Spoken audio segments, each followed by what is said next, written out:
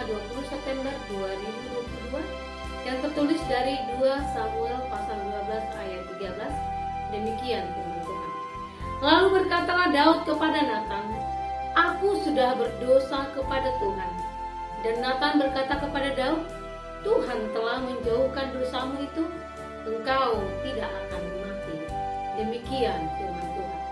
Saudara terkasih, Allah sangat membenci yang namanya dosa. Dan Allah tidak akan pernah membiarkan orang-orang pilihannya hidup dalam dosa. Itu sebabnya Allah mengutus Nabi Natan kepada Daud. Allah memakai Natan untuk menegur dosa yang telah dilakukan oleh Daud. Sama seperti dalam renungan khotbah pada pertanyaan Kamis yang lalu. Allah tidak pernah berkompromi dengan hamba-hambanya yang telah melakukan dosa atau yang namanya kejahatan. Ia akan memberikan teguran agar mereka dapat bertobat dan kembali ke jalannya. Sekalipun tidak ada yang tahu dosa apa yang telah kita lakukan, namun mata Tuhan tidak akan pernah lepas memandang kehidupan kita setiap detik dan waktu. Kita tahu handycam atau kamera untuk merekam.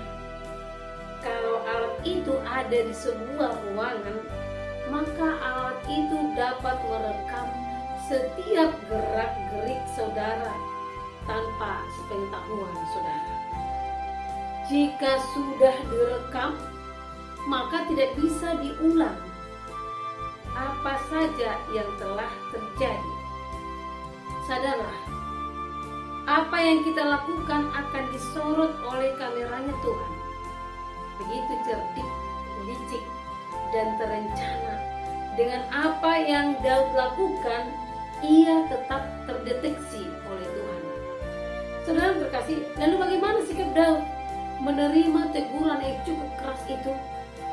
Daud tidak mengelak, Daud tidak berbantah, tidak membuat alasan, tetapi Daud memberikan respon yang sangat baik. Ia menerima teguran dari Tuhan dan mengakui bahwa ia bersalah. Hal yang seperti ini yang Tuhan inginkan dari setiap kehidupan umat pilihannya.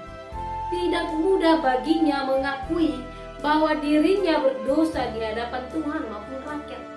Orang-orang kalau sudah melakukan satu kejahatan atau melakukan satu dosa, dia tidak akan pernah dengan sadar untuk mengakui secara jujur ataupun secara transparan apa yang telah dia perbuat. Mungkin 1 berbanding dari 1000. Orang yang tidak sadar, orang yang ingin masih mau merajalela dengan kejahatan tersebut karena dia selalu berkompromi dan terlalu terbiasa, sudah menjadi suatu kebiasaan baginya untuk melakukan hal-hal kejahatan. Saudara yang terkasih, tetapi Daud sungguh pemimpin yang sejati dan berjiwa besar. Ia tidak takut kehilangan popularitasnya, pendukungnya atau jabatannya karena harus mengakui kesalahan yang diperbuatnya. Karena kita tahu ketika kita berbuat salah, mungkin hanya sebentar saja kita akan merasakan malu, atau mungkin kita tidak sanggup untuk melihat semua orang. Tetapi untuk selanjutnya dan kehidupan selanjutnya, maka jiwa kita akan tenang dan damai. Karena Daud tahu bahwa posisi dan jabatan, keberhasilan dan kesuksesan datangnya dari Tuhan. Daud pun menyadari bahwa yang membangun kerjaannya atau membangun kerajaannya adalah Tuhan. Daud belajar untuk rendah hati dan tidak takut kehilangan segala sesuatu yang dia miliki. Sebagaimana Raja Daud bertobat dengan sungguh-sungguh dari dosanya. Marilah kita saudara terkasih belajar seperti Daud yang memiliki kerendahan hati untuk menerima teguran dan mau mengakui kesalahannya. Dalam hal ini, peringatan Allah melalui Nabi Natan kepada Daud boleh menjadi sebuah pesan yang memberikan ruang kepada kita untuk segera bereaksi, untuk segera melakukan hal yang berproses ke tujuan yang baik.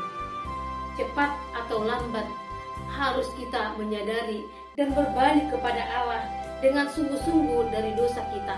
Tetapi alangkah baiknya harus cepat, jangan diperlambat. Karena kita tahu pengampunan ataupun apa yang telah dilakukan, diperbuat oleh Allah demi kebaikan dalam kehidupan kita, kita diajak untuk senantiasa boleh mengakui dan selalu jujur di dalam setiap kesalahan dan kejahatan yang telah kita lakukan, agar selalu berjalan dalam jalan Tuhan dan terhindar dari segala dosa. Maka kita harus tetap mengandalkan Kristus dalam hidup kita, dan kita mau mengakui secara terbuka dan transparan apa yang telah kita perbuat yang tidak berkenan di hadapan Tuhan, supaya kita juga merasakan damai sejahtera